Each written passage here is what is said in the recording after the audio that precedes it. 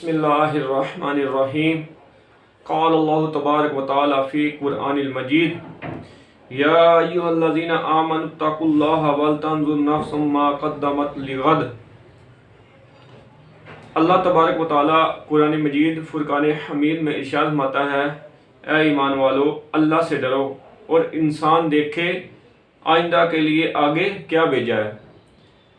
اللہ تبارک و تعالی نے اس آیت میں ایمان والوں کو جھنجھوڑا ہے اور یہ متنبہ ان کو کیا ہے کہ تم اس چیز کو دیکھو، اپنے اعمال کا محاسبہ کرو کہ تم کس طرح کے اعمال کرتے ہو۔ تمہارے اعمال جو ہیں وہ اللہ اور اس کے رسول صلی اللہ علیہ وسلم کے احکامات کے مطابق ہیں یا اس کے خلاف ہیں۔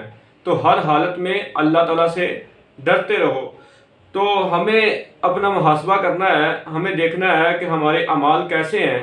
کیا یہ جو ہم اعمال کرتے ہیں، جو دن بھر جو اعمال کرتے ہیں، اس میں اللہ اور اس کے رسول صلی اللہ علیہ وسلم کی رضا شامل ہے کہ نہیں ہے، کہ اللہ اور اس کے رسول صلی اللہ علیہ وسلم کے احکامات کے خلاف ہماری زندگی ہے۔ ہمیں اس میں اپنی زندگی میں نظر کرنی ہے، ہمیں دیکھنا ہے، اپنے اعمال کا محاسبہ کرنا ہے۔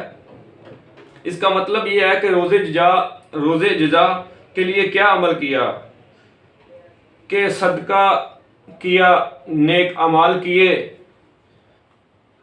اگر نیک اعمال کیے، صدقہ خیرات کیا اور لوگوں کو نصیحت کی اور خود بھی اللہ کے احکامات اور محبوب صلی اللہ علیہ وسلم کے احکامات کے مطابق زندگی گزاری، تو پھر تو اس کی کامیابی ہے۔ اگر اس کی نافرمانیوں میں زندگی گزاری تو پھر دنیا میں بھی ناکامی ہے اور آخرت میں بھی ناکامی ہے۔ قیامت کے دن فرشتے، زمین، فلک، روز و شب، تمام چیزیں جو ہیں وہ اس کے خلاف گواہی دیں گی کہ یہ بندے نے اس فلاں جگہ پر یہ برائی کا کام کیا ہے، فلاں جگہ پر اگر اس نے نیک اعمال کیے تو فرشتے، فلک، ہر چیز اس کے حق میں یہ گواہی دے گی کہ اے اللہ، اس فلاں بندے نے یہاں پر صدقہ کیا، یہاں پر نماز پڑھی اور لوگوں کو نصیحت کی اور خود بھی نصیحت کے مطابق عمل کرتا رہا۔ تو ہمیں اس آیت مبارکہ سے سیکھنا چاہیے کہ ہمیں اپنے اعمال کا محاسبہ کرنا چاہیے کہ ہم نے جو اتنی زندگی گزار دی ہے، اس میں اللہ تعالیٰ کی نافرمانیاں کتنی ہیں اور اللہ تعالیٰ کے رضا والے کام کتنے ہیں۔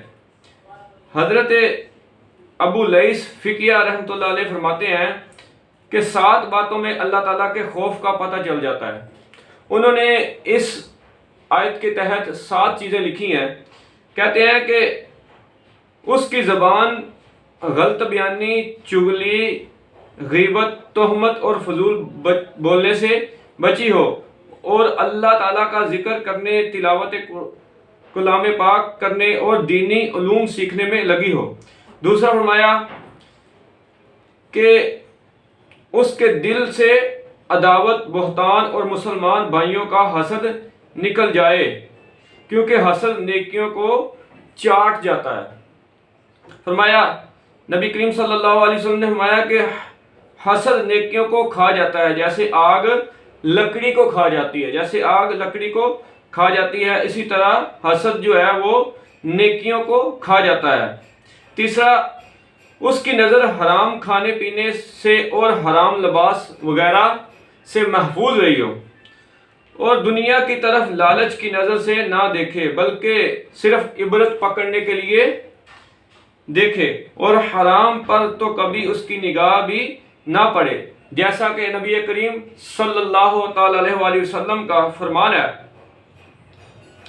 جس نے اپنی آنکھ حرام سے بھری، اللہ تعالیٰ روز قیامت اس کی آنکھ کو آگ سے بھر دے گا۔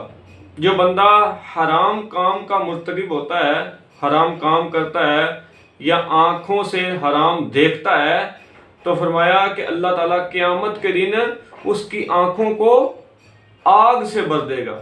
کتنی سخت وعید ہے۔ نبی کریم صلی اللہ تعالی علیہ وآلہ وسلم کا فرمان ہے، اس کے پیٹ میں حرام غذا نہ جائے، یہ گناہ کبیرہ ہے۔ جو بندہ حرام خوراک کھاتا ہے حرام مال سے پیٹ بھرتا ہے، فرمایا یہ گناہ کبیرہ کا مرتکب ہوتا ہے۔ حضور نبی کریم صلی اللہ تعالیٰ علیہ وسلم نے فرمایا بنی آدم کے پیٹ میں جب حرام کا لقمہ پڑا تو زمین و آسمان کا ہر فرشتہ اس پر لعنت کرے گا۔ جب بندہ حرام کا لقمہ کھاتا ہے تو زمین و آسمان کا ہر فرشتہ اس پر لعنت کرتا ہے جب تک کہ وہ لقمہ اس کے پیٹ میں رہے گا، اور اگر اسی حالت میں مرے گا تو اس کا ٹھکانہ جہنم ہوگا۔ حضرت کعب احبار رضی اللہ تعالیٰ عنہ سے روایت ہے کہ اللہ تعالیٰ نے سبز موتی کا محل پیدا فرمایا، اس میں 70,000 گھر ہیں اور ہر گھر میں 70,000 کمرے ہیں، اس میں وہی داخل ہوگا جس کے سامنے حرام پیش کیا گیا اور وہ صرف خوف الہی کی وجہ سے اس نے چھوڑ دیا۔ جو بندہ اللہ کے ڈر سے حرام چیز کو چھوڑ دے گا تو اللہ تبارک و تعالیٰ نے اس کے لیے جنت میں ایک محل تیار کیا ہے جس میں 70,000 گھر ہیں اور ہر گھر میں 70,000 کمرے ہیں۔ تو فرمایا وہی شخص اس میں داخل ہوگا جس کے سامنے کسی نے حرام کو پیش کیا، حرام مال کو یا حرام چیز کو پیش کیا، تو اس نے فقط اللہ کی رضا کے لیے اور اللہ کے خوف سے اس کو چھوڑ دیا۔ اس کا قدم اللہ تعالیٰ کی نافرمانی میں نہ چلے بلکہ صرف اس کی اطاعت خوشنودی میں رہے، عالموں اور نیکوں کی طرف حرکت کرے۔ عبادت مجاہدہ انسان کو چاہیے کہ خالص اللہ تعالیٰ کے لیے عبادت کرے، ریاکاری منافقت سے بچتا رہے۔ اگر یہ ایسا کرے تو یہ ان لوگوں میں شامل ہو گیا جن کے متعلق اللہ تعالیٰ فرماتا ہے اور تیرے رب کے نزدیک آخرت ڈرنے والوں کے لیے ہے۔ دوسری آیت میں فرمایا بے شک متقی امن والے مقام میں ہوں گے۔ اس میں اللہ تبارک و تعالیٰ نے متقی لوگوں کو، پرہیزگار لوگوں کو خوشخبری دی ہے۔ جو متقی ہوں گے، جو اللہ سے ڈرنے والے ہوں گے، جنہوں نے نیک اعمال کیے ہوں گے، دنیا میں رہتے ہوئے اللہ اور اس کے رسول صلی اللہ علیہ وسلم کی فرما برداری کی ہوگی، ان لوگوں کے لیے اللہ تبارک و تعالیٰ فرماتا ہے بے شک متقی امن والے مقام میں ہوں گے۔ تو ہمیں ان احادیث سے، اللہ کے قرآن سے یہ بات ملتی ہے کہ جو بندہ نیک اعمال کرے گا، جو بندہ نیک لوگوں کی صحبت اختیار کرتا ہے، نیک اعمال کرتا ہے، تو فرمایا اس کے لیے آخرت میں کامیابی ہی کامیابی ہے۔ اللہ تعالیٰ اس کو دنیا میں بھی برکتیں عطا فرماتا ہے، دنیا میں بھی عزت عطا فرماتا ہے۔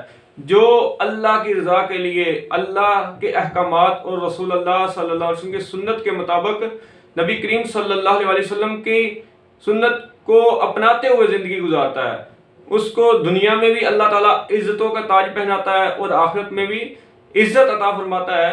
تو ہمیں چاہیے کہ ہم اپنے دین کو فالو کریں، اپنے دین کے مطابق اپنی زندگی کو گزاریں، کیونکہ ہماری جو کامیابی ہے وہ دین اسلام میں ہے، ہماری جو کامیابی ہے وہ اللہ کے رسول صلی اللہ علیہ وسلم کی سنت کو اپنانے میں ہے، ہماری جو کامیابی ہے وہ اللہ تعالیٰ سے ہر وقت ڈرنے میں ہے، اللہ تعالیٰ کے ذکر میں ہے، اللہ تعالیٰ کی عبادت میں ہے۔ تو ہمیں اللہ تعالیٰ اپنے احکامات پر چلنے والا بنائے اور ہمارے لیے اللہ تعالیٰ آسانیاں پیدا فرمائے۔ ہمیں کامیابی تب ہی مل سکتی ہے جب ہم اللہ کے اور اللہ کے رسول صلی اللہ علیہ وسلم کے احکامات کے مطابق زندگیاں گزاریں گے۔ اللہ تعالیٰ ہم سب کو اپنے اعمال کا محاسبہ کرنے کی توفیق عطا فرمائے، آمین۔